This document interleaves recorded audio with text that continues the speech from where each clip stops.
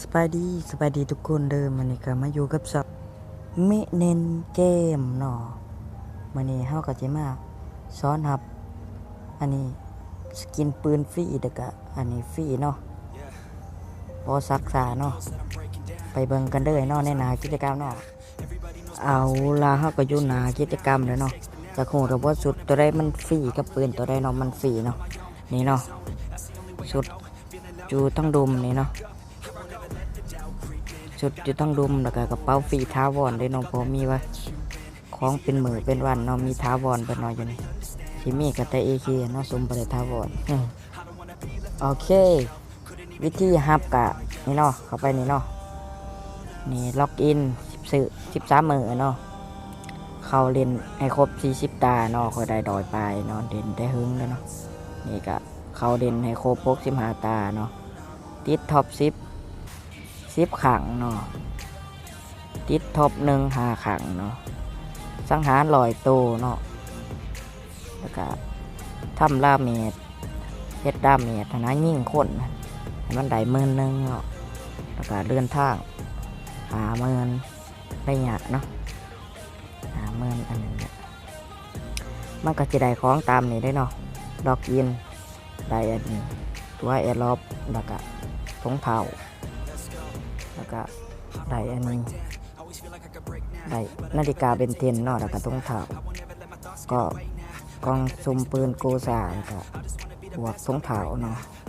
ตาได้จังหารบวกถุงเท้าตั้งอันนี้เนาะเดี๋ยวขอให้เบิ่งเนาะถ่ายคลิปเนาะตั้งอันนี้แล้วก็บวกถุงเท้าแล้วก็สกินปืนลูกซองบวกถุงเท้าตัวสัมภาระกองไฟบวกถุงเท้าตัวสัมภาระแทนที่บวกถุงเท้าเนาะก็มีแต่ว่าเขาไปเป็นเนี่ยมันโคบแน่นอนกับจังไรเนาะโอเคอันนี้เขาไปเบิ่งอันนี้กันได้เนาะกิจกรรมต่อไปโอเคเนาะนี่ก็คือกิจกรรมต่อไปเนาะคือว่าล็อกอินเนาะล็อกอินมือที่1ได้ตัวอันนี้เนาะได้ตัวโกเนาะล็อกอินมือที่2สัมภาระกองไฟล็อกอินมือที่3ได้สกาชมพูมือ1เนาะล็อกอินวันที่4ได้ตัวแดกปืนล็อกอินวันที่5ได้โทเค็นยังเลยนี่แล้วหยุดที่ดักยังไปจักเนาะนะครับตัวแอร์ล็อบตัวตาดสังหาร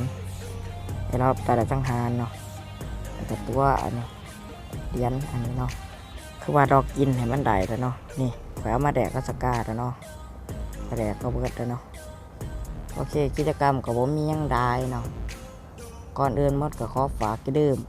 กดไลค์กดแชร์เพื่อเป็นกำลังใจในการเฮ็ดคลิปโอเคเนาะเฮาก็เบิ่งกันได้เนาะสุดทุกคนจะให้เบิ่งถ่ายคลิปเนาะนี่เนาะนี่ก็คือตัวปุ่มแดงๆนะเนาะของติดหูดังเนาะคือว่าจมูกคนไทยเกินจมูกเนาะหวานเฮาเอิ้นลังเนาะโอเคก็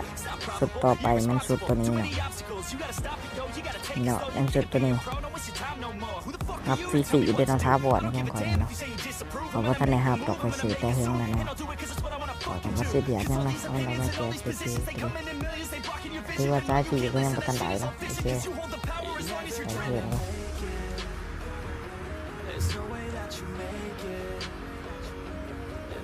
โอเคแล้วก็สกินปืนเนาะมาเบิ่งสกินปืนเนาะเป็นปืน MP เนาะนี่เนาะสกินปืน MP ตัวนี้เนาะท้าวอนนี่เนาะคอยยังว่าท่านใดแบบไปซุ่มเลยท้าวอนเนาะนี่เนาะอัตราการยิงซองเนาะแต่ตัวแหนมย่ำเนาะตัวนี้ตัวตีโดดเนาะย่ำเขาซับแต่ว่ามันถือเด่นน้ำหนาเราตีไปเนาะตัวนี้เป็นแจกฟรีๆดอกโอเคกระเป๋าตัวนี้เนาะกระเป๋าตัวนี้เนาะเดี๋ยวนึงเป็นอีทางนะเป็นอีอย่างกระจับที่จะมาเบอร์2เราเป็นหัวกวางนะเบอร์3ก็เป็นทหารคือเนาะโอเคที่นี่ก็บ่มียังได้โอเคเนาะก็จะดื่มด้วยเนาะสำหรับสายเติมเนาะกองตัวนี้เนาะซุ่มได้สุดเลยเนาะนี่ของทาวอนเนาะ มีของทาวรได้อยู่เนาะตะกี้มันแจกฟรีเนาะกระเป๋าตัวนี้แต่คอยเดิมเห็นเนาะ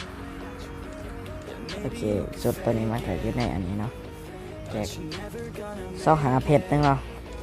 ใครมีเงินก็มาสุ่มได้เนาะแต่ว่าเขาบ่มีนะ ก็ไม่ได้ซีเรียสอะไรครับโอเคเอเคตัวนี้ก็เขามาแล้วเนาะเอ้ามีปืนใหม่เข้ามาเนาะนี่เป็นสกินปืน M60 เนาะบวกแม่นย่ำแล้วก็ลดระยะบอดีเนาะบอดีตัวนี้เอาอัตราการยิงตัวเก่าดีกว่าเนาะแล้วก็ AK ตัวนี้เนาะสำหรับคนบอแม่นเนาะแม่นย่ำ2อัตราการยิง1ลดระยะเนาะยิงระยะไกลๆพอดีเนาะโอเคอย่าลืมเนาะถ้าเต้นมันก็มาขายแล้วเนาะนี่เนาะถ้าเต้นพวกซุ่มมันเอาออกให้น้องเอามาขายมาตัวนี้คอยซุ่มเบิด2-3 พันเพชรยังบ่ทันได้เด้เนาะมันผัดเอามาขาย200เพชรจ้าดอกเขาบ่อยากได้นะโอเคคลิปไหนก็ยังได้เนาะก็อย่าลืมกดไลค์กดแชร์กดติดตามเพื่อเป็นกำลังใจในการคลิปต่อไปเนาะอย่าลืมกดติดตามกันเด้อนะกันกดติดตามคนถึง100 คนมือได้เนาะแจกบัตรกาดินา90 บาทได้เนาะโอเคบาย